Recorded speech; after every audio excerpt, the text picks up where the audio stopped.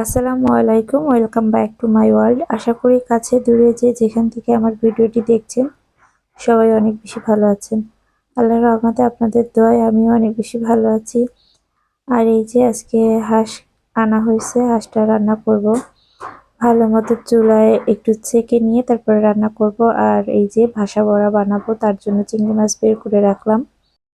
আর এগুলো আগে থেকে বের করে রাখতে হয়, দেখা যায় যে শীতের বেলা একটু দেরি হয়ে যায়, না হলে মানে এসব বরফ ছুটতে চায় না। আর বাচ্চাদের খাওয়া দাওয়া করিয়ে এখন চলে আসলাম রান্না করতে, যেহেতু হাঁসের মাংস রান্না করব, আজকে চুলাতে রান্না করব।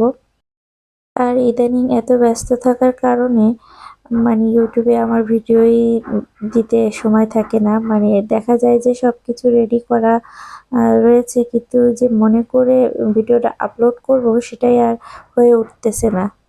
আর সব মিলিয়ে কেমন জানি সময়টাও একেবারে অল্প।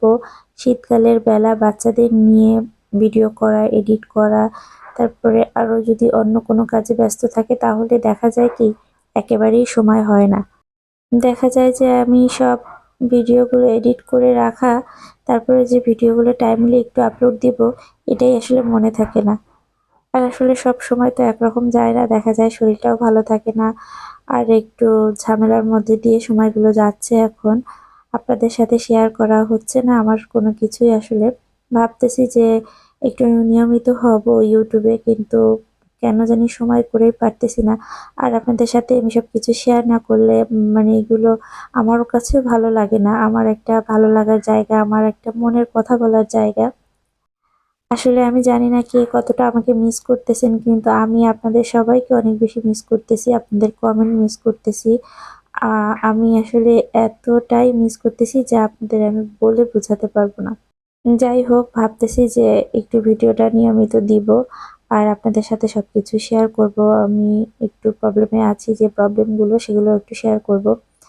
আর একটু সময় লাগবে শেয়ার করতে, একটু ফ্রি হয়েই যেহেতু শেয়ার করব। আর এই তো এখানে আমি কথা বলতে বলতে বাসা বাড়াটা রেডি করে নিচ্ছিলাম। আপনারা দেখলেন সকালবেলা আমি চুলাতে রান্না করতে গিয়ে আবার চলে আসছি, ওই যে বাচ্চাদের নিয়ে দেখা যায় হচ্ছিল না। এর কারণে ভাবলাম যে আবার মানে ঘরে এসে রান্না করি, তাহলে একটু তাড়াহুড়া করে রান্নাটা শেষ করতে পারবো। যেহেতু শুক্রবার চুলায় রান্না করতে গেলে না একটু দেরি হয়ে যায়, সবকিছু তো দেখা যায় হাতের কাছে থাকে না, সবকিছু নিয়ে করতে আমার একটু খুব প্রবলেম হয়ে যায়।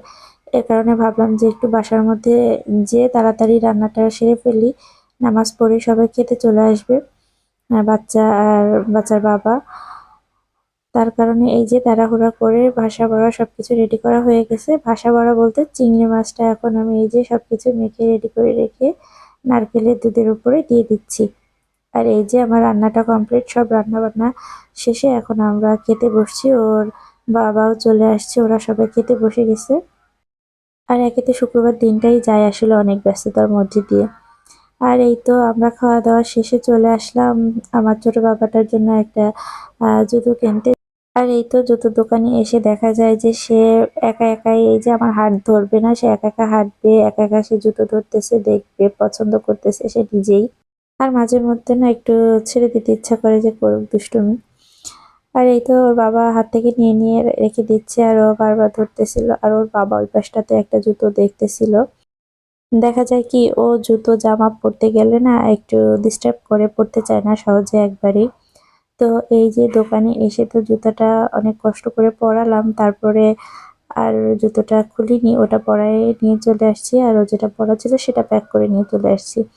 তারপরে এই যে ওর বাবা বললাম যে জুতো দেখতেছিল, এই জুতোটা নাকি তার খুবই পছন্দ হয়েছে। তো আমার তেমন একটা ভালো লাগেনি, কিন্তু তার নাকি অনেক বেশি পছন্দ হয়েছে। তো সে এটা নিবে বলতেছিল, তখন আমি বললাম ভালো লাগেনি, তখন এটা রেখে দিল। আর এই তো আজকের ভিডিওটা এই পর্যন্তই। সবাই অনেক বেশি ভালো থাকবেন। আসসালামু আলাইকুম।